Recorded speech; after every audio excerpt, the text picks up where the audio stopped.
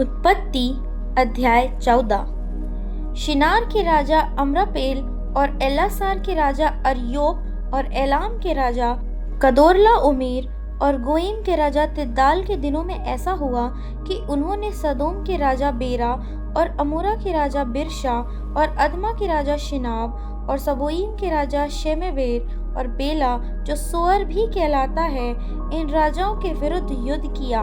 इन पांचों ने सद्दीम नामक तराई में जो खारे ताल के पास है एका किया। 12 वर्ष तक तो ये कदोर्लाओमेर के अधीन रहे, पर 13वें वर्ष में उसके विरुद्ध विद्रोह किया। 14वें वर्ष में कदोर्लाओमेर और उसके संगी राजा आए और अशतरोत्कनम में रपाइयों को और हाम में जूजियों को और शाबे किरियतैम में एमोरियों को और सेईर नामक पहाड़ पर होरियों को मारते मारते उस एल्पारान तक जो जंगल के पास है पहुंच गए। वहां से वे लौटकर एमनी शपात को आए जो कादेश भी कहलाता है, और अमालेकियों के सारे देश को और उन एमोरियों को भी जीत लिया जो हसनो तमार में रहते थे। तब सदोम, अमोरा, अदमा, सबोईम और बेला जो सोअर भी कहलाता है, इनके राजा निकले और सद्दीम नामक तराई में उनके साथ युद्ध करने के लिए पांति बांधी, अर्थात एलाम के राजा कदोर्लाओमेर, गोइम के राजा तिद्दाल, शिनार के राजा अम्रापेल और अल्लासार के राजा अर्योक, इन चारों के विरुद्ध उन पांचों ने पांति बांधी। सिद्दीम नामक तराई में जहाँ लस्सार मिट्टी के गड्ढे ही गड्ढे हैं, सदोम और अमोरा के राजा भागते भागते उनमें गिर पड़े, और जो बचे वे पहाड़ पर भाग गए। तब वे सदोम और अमोरा के सारे धन और भोजन वस्तुओं को लूट लाट कर चले गए, और अब्राम का भतीजा लूत जो सदोम में रहता था, उसको भी धन समेत वे लेकर चले गए।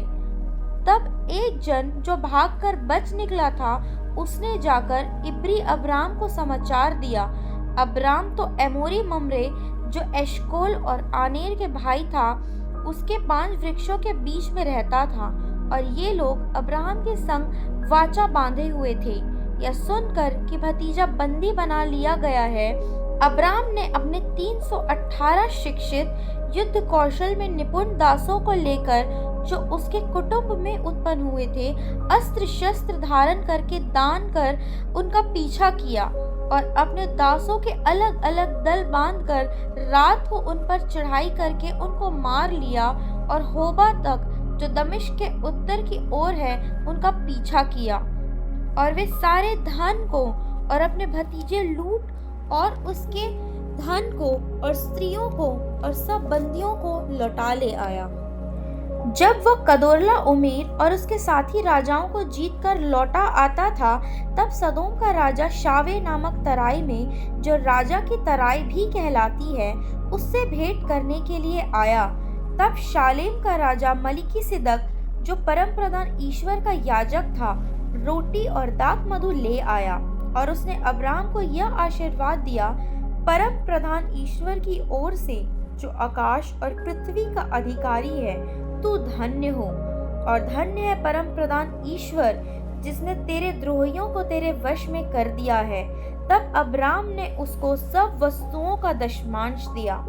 तब सदोम के राजा ने अब्राम से कहा, प्राणियों को तो मुझे दे और धन को अपने पास रख। अब्राम ने सदोम के राजा से कहा, परम प्रधान ईश्वर यहोवा, जो आकाश और पृथ्वी का अधिकारी है, उसकी मैं यह शपथ खाता हूँ कि जो कुछ तेरा है उसमें से न तो मैं एक सूत और न जूती का बंधन न कोई और वस्तु लूंगा, कि तू ऐसा न कहने पाए कि अब्राम मेरे ही कारण धनी हुआ।